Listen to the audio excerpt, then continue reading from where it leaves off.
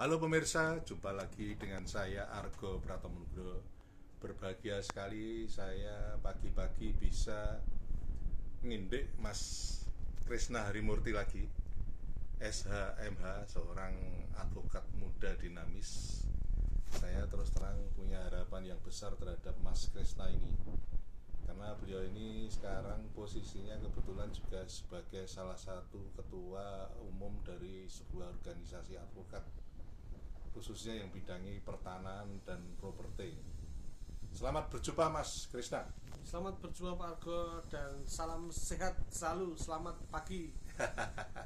Mas Krisna, ini saya lagi-lagi saya ingin melanjutkan pembicaraan kita yang lalu-lalu, dan nanti saya tentu saja juga akan bertanya kepada teman-teman advokat yang lain juga tentang marwah, Mas, marwah advokat. Karena terus terang saya di lapangan itu saya menjumpai banyak perilaku kawan-kawan kita ini yang menurut saya tidak semakin baik, tapi justru semakin banyak yang merugikan masyarakat yang berkaitan dengan marwah advokat ini. Saya tidak perlu menyebutkan satu persatu, tapi secara umum memang benar seperti itu adanya.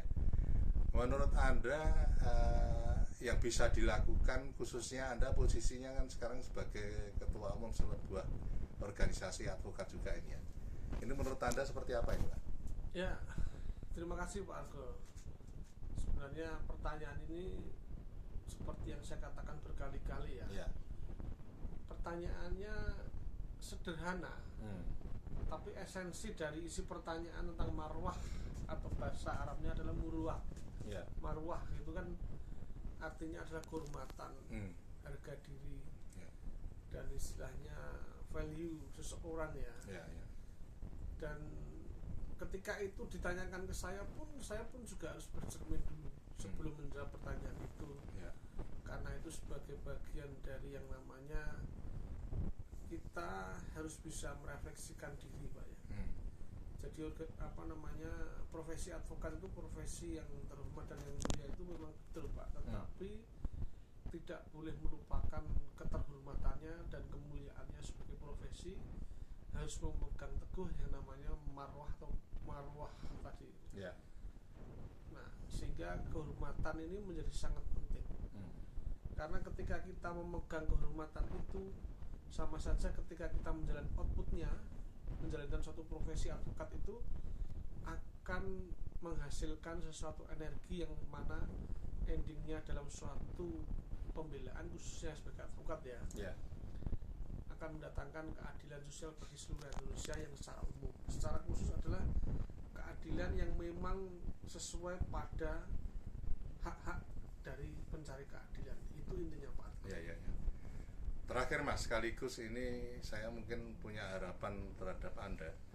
Seperti saya di luar pernah mengatakan pada Anda, saya tahun 92 umur 30 saya ke Amerika. Di sana ada polling dari New York Times bahwa 3 profesi puncak di negara demokratis itu medical, lawyer, dan jurnalis. Jadi ketiga-tiganya ini sangat penting dan vital di bidang perkembangan masyarakat. Dan tentu saja di sana muncul marwah juga. Wartawan pun juga ada marwahnya, Mas. Artinya apalagi dokter, apalagi lawyer. Nah, ini menurut Anda peran dari organisasi advokat Indonesia untuk menuju ke sana itu seharusnya seperti apa, Mas? Baik Pak, Terhadap marwah ini. menarik loh Pak Argo itu. Ya. Bapak ini memberikan satu pertanyaan yang mungkin dianggap banyak orang kayak cuma angin lalu Pak ya. Kalau lebih parahnya kayak angin kotor keluar dari bawah begitu. Maaf ya. Saya mohon maaf terminologi saya, tapi sebenarnya saya sedang berpikir juga dengan kecanggihan teknologi yang begitu masif ini Pak ya. Khususnya kalau tahulah kita namanya AI. Profesi advokat ini didukung dengan AI sangat luar biasa, tetapi ini Pak, kita kembalikan yang namanya profesi ini adalah kehormatan orang itu. Nah, kehormatan itu adalah ciptaannya dari Yang Maha Esa. Tidak bisa digantikan dengan robot, tidak bisa digantikan dengan apapun. Karena itu melekat pada pribadi Pak.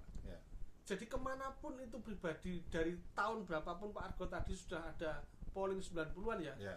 Mau sampai tahun 2040, 50 sekalipun, kalau itu dipegang teguh dalam suatu namanya marwah tadi, dalam namanya batiniah seseorang, tidak akan lekang dengan oleh waktu, Pak. Mau itu teknologinya canggih sekalipun, namanya profesi adalah manusianya. Jadi Bapak itu mempertanyakan kepada saya suatu hal yang sangat hakikat. Karena manusianya itu bagaimana? Kalau toh pun isi kepalanya itu dipengaruhi yang namanya teknologi, perkembangan zaman, keilmuan, kemudian relasi, semuanya dia punya, tetapi satu hal tidak ada di dalam nuraninya. Maaf kata, lebih baik robot itu diciptakan oleh manusia daripada manusia diciptakan oleh Tuhannya, tetapi tidak memberikan saluran bagi orang yang membutuhkan atau masyarakat yang mencari keadilan. Itu Pak, maka marwah itu menjadi sangat penting. Bahkan kalau itu dijadikan sebagai satu literasi, buku, ataupun itu sebagai ilmu mata kuliah, saya sangat setuju sebenarnya. Karena itu tidak akan pernah putus sebenarnya. Selama ini belum ada mata kuliah marwah itu. Ya mungkin lebih ke etika profesi Pak ya. Tetapi kan lebih detailnya itu kan memang itu kan ide-ide fundamental. Ya, itu sebenarnya perlu kalau menurut saya, kalau memang mau diangkat ya. Oke Mas Krisna. Sama-sama Pak Argo, terima kasih. Sampai di situ dulu, matur nuwun ya. Nah pemirsa, akhirnya saya Argo Pratomo Nugroho undur diri dari ruang handphone dan smart televisi Anda. Argo Pratomo Nugroho terus beritakan, Anda yang bijaksanakan. Sampai jumpa.